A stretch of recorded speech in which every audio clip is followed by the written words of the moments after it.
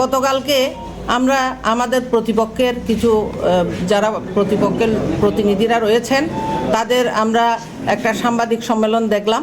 সেই সাংবাদিক সম্মেলনে তারা কিছু আমাদের বিরুদ্ধে অভিযোগ উত্থাপন করেছে, যেটা আদৌ সত্য নয়। এই জন্য আজকে আমি আমার সমস্ত টিমকে নিয়ে এখানে আজকে সাংবাদিক সম্মেলনের আয়োজন করেছি। তারা যে অভিযোগ করেছে সেটা আদৌ সত্য নয়।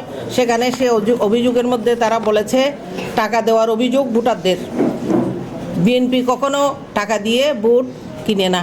বিএনপি জনগণের দল, শহীদ জিয়াউর রহমানের বেগম খালেদা জিয়ার দল। বিএনপির জন্য জনগণ আছে, বিএনপির পক্ষে লাখ লাখ জনতা আছে। বিএনপিকে তারা নির্বিঘ্নে সুষ্ঠুভাবে তারা ভোট প্রদান করবে ইনশাআল্লাহ।